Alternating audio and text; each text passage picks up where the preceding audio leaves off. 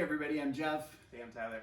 And we're glad you're joining us for the Bible podcast for the kind faith. And we're hoping that this is effective for you who are beginners with the Bible and also for the crazy Bible nerds. We know that sometimes we swim in really deep waters, i.e. last episode. we was a little intense. We went pretty intense last episode. This episode, we're gonna stay with apocalyptic literature. We're moving into the book of Revelation, and we're gonna hit some topics so that you can kind of check them off your checklist. So we're gonna talk about 144,000.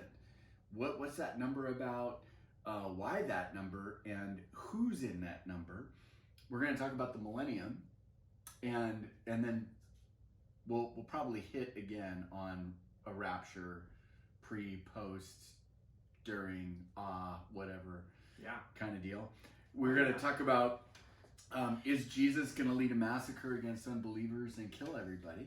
There is a grapes of wrath kind of reference in there, literally. Inquiring minds want to know. Yep.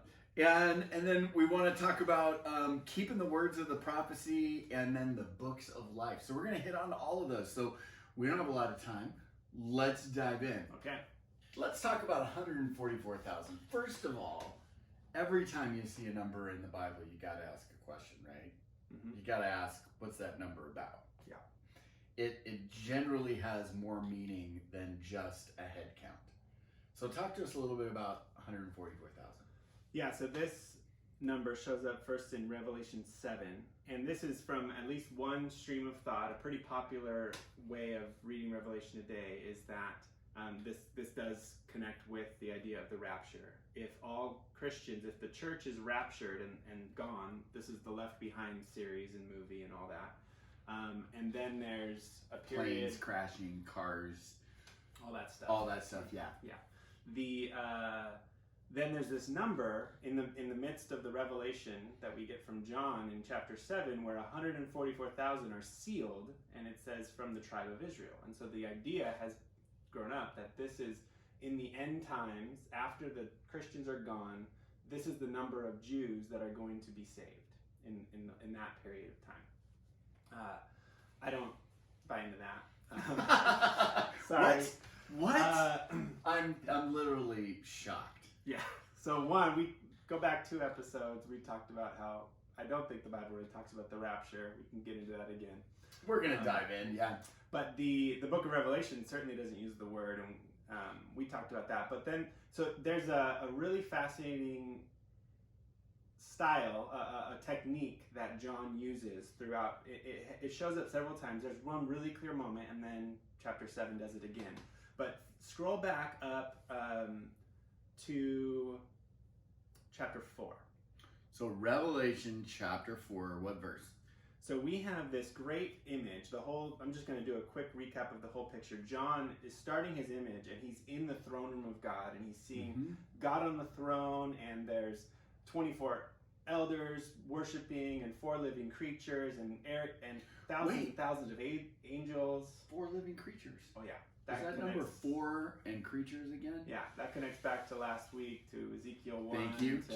Just making the connections. You're right. Okay, so then chapter 5, there's this scroll that shows up, and there's this mighty angel. John is there. Who is worthy to open the scroll and break its seals? Chapter 2, and this scroll seems to be the purposes of God being able to be fulfilled in the world. Something about this scroll is going to allow God's purposes to happen in the world. And John begins to weep because no one in heaven and earth was found worthy to open the scroll. And then here's the key literary technique. The connection between hearing and seeing. Okay, so then verse 5, John hears, "Weep no more, behold, the Lion of the tribe of Judah, the root of David, has conquered. He can open the scroll." So John hears, Lion of the tribe of Judah, and you're thinking, oh, this is a warrior, a beast, right? He can come and he can, with power, he is worthy. And then it says, verse 6, "Between the throne and the 4 living creatures and among the elders, I saw a lamb standing as though it had been slain." So he hears Lion from the tribe of Judah. He turns and he looks, and it's a lamb who's died but still alive. And so you're seeing actually the way that Jesus, this is an image of Jesus, but the way Jesus is the powerful lion who can conquer is by dying like a lamb, right? It's this total great reversal and not what you'd expect, but that image of, I hear one thing, I see something else.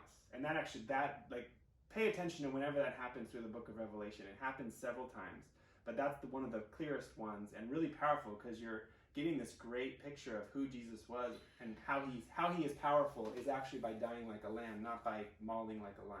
And what you're saying is there's a literary technique that's being used specifically to hear one thing and see another. Yes. That's really helpful and clarifying because early on when I read this, I thought, which one is it? Is he a lion? Is he a lamb? Like, how do you reconcile those two? But the description that he heard is not what he saw. So there's actually congruence there. Right. You're supposed to see them standing in tension, and they actually are helping to define one another and bring clarity. This reminds me of Ghostbusters. Okay. Yeah, they're in the library, and Dr. Vinkman says, listen, do you smell something? Yeah. That's the only connection I had to make. It was just a joke. That's great. Yeah. But we need to keep looking and looking and looking for that as we go. So okay, let's go. Chapter 7 now. Yes.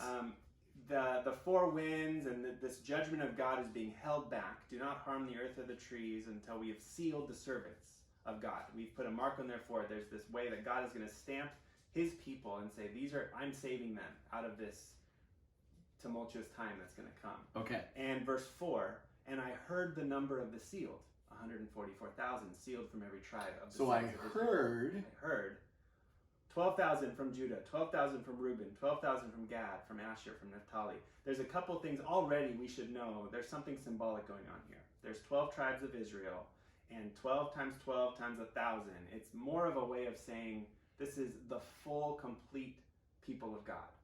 This is not, John was not there with a tally, or some angel was there making sure it was exactly this number. And it wasn't that it was so magically and well put together that there was this kind of symmetry, although that's not beyond God. No. But that's not the intent and I think there's even another the style clue. of our reading. The other clue that's not the intent is the names of the tribes are all wrong. One, the order is different than it ever shows up in the Old Testament. Judah was not the firstborn, Reuben was, but Judah was the king, and we just heard the lion of the tribe of Judah. So of course, Judah's going to be on the top of the list. That's the kingly line. That's where Jesus comes from. And if you're reading through carefully, Dan and Ephraim are not on the list. Levi and Joseph are on the list, and they don't make the cut in the Old Testament. And so without it, there's enough here we could get into and unpack and be nerdy about, but there's enough in this list that tells me there's something symbolic going on here. Yep. There's a reason why John wrote it this way and what's going on. And then I'll just kind of skip ahead because I want to get to some of the other questions for today too. But then you see, so he heard the number, 144,000. I heard a number. What am I going to see? Verse 9. Verse 9? After this I looked, and behold a great multitude that no one could number. But wait, we counted them. Do the whole verse. I'm so confused. From every nation, from all tribes and people and languages, standing before the throne and before the Lamb, clothed in white robes with palm branches in their hands. Palm branches. That sounds really interesting. But I looked, and behold, a great multitude that no one could number. So what I actually saw was innumerable. Innumerable, this multi-ethnic people of God from every tribe and tongue and people and language worshiping the Lamb. And so you have, how did the Lion of the tribe of Judah conquered? By dying for the sins of the world, and all the people who have come to Jesus and received his forgiveness and life are being sealed. John is seeing this incredible picture of, it's the reconstituted full people of God, and symbolically represented by, here's the 12 tribes of Israel, these were the original people of God. They still are the people of God. But out of that, he turns and looks and says, oh, I want to see the people of God. And what he sees is a multitude beyond count from every tribe. It's this great multi-ethnic picture of the faith. And this image of who is sealed and are you marked with the mark of the beast or the mark of God flows throughout the entire book of Revelation. It's really important. But here you're getting this first glimpse of what does it mean? It's to be the true people of God, the covenant people of God, and this is now open for everyone. The Lamb has conquered by dying for you, and all of us are a part of this multi-ethnic family. So that's what's going on here. So this is really, really bad news for Jehovah's Witnesses. Well, they are one that have taken the 144,000 seriously to say that's the number of people that are going to be saved. And can we make a distinction here too? I like the way you said they took it seriously, and some people would say take it literally. Yes, but, actually, I should have said that. But because I take this very seriously too. Well, literally. in its literary form is to understand that it's symbolic and not literal, right? It's a real description of fullness that God is trying to bring, and a theological fullness, not even a fullness particularly grounded to its historical basis. Just that last 12, second to last 12,000 from the tribe of Joseph is a powerful statement of this whole story of Joseph should come crashing in that little line there of understanding someone faithful in prison and faithful in Egypt, and so faithfulness becomes a huge statement there. Yeah. Anyway, we could go on and on and on. So what you're saying to seal this up is that the 144,000 is not a literal number. It's a number that means the fullness of all those who've stepped into faith with Jesus. So I love that. Okay, so then we got our next deal that we're heading on. Let's talk about the millennium and the millennial reign. Where do we go with that? Okay, so that's taken us all the way to the end, and this is the reason it's helpful to bring this up, because it's become kind of a linchpin for a lot of ways for people to approach the book of Revelation. Even their understanding of themselves as Christians, it's become an identifier. Are you, and when we use fancy terminology like, are you premillennialist, postmillennialist, millennialist, all this kind of stuff. So that particular prefix refers to when do you think Jesus is coming back. As Christians, we all affirm, or we should, that Jesus is coming back. The second coming is definitely a part of our belief. But do you believe, and just as a quick recap, this is chapter 20. There's a mention of the 1,000 years, this millennial reign. And the question then becomes, do you think Jesus is coming back and then on earth will usher in 1,000 years of peace before another final battle of some sort? Or, and that sometimes is connected with this idea that the earth is a sinking ship. It's gonna go from bad to worse, and it's gonna just keep getting worse until Jesus comes and ushers in a reign of peace in kind of the golden age.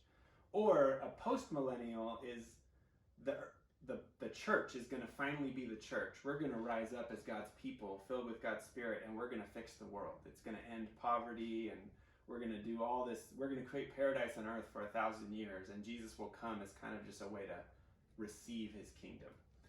And then there's what has typically been called amillennial, which is the Greek prefix just for not. There's no millennium. And it's saying this is more of a symbol, and the millennial reign started when Jesus rose from the dead, and we're still in it. So that, that's kind of where that comes from. I do find it ironic that we've created whole. Hey, Kind Faith folks. So we had a little technical difficulty. For some reason, our recording stopped 14 minutes in, and we had another 20 solid minutes of good stuff. I know. So it all got recorded and is on the podcast at Anchor. And so if you go to kindfaith.org and hit Bible Podcast, the link is under any of those videos. It'll take you right to where you can listen to the audio of the message. And we hope you do that, because that'll give you the full content. And we'll be moving on next week into some other great content. So we look forward to seeing you next week.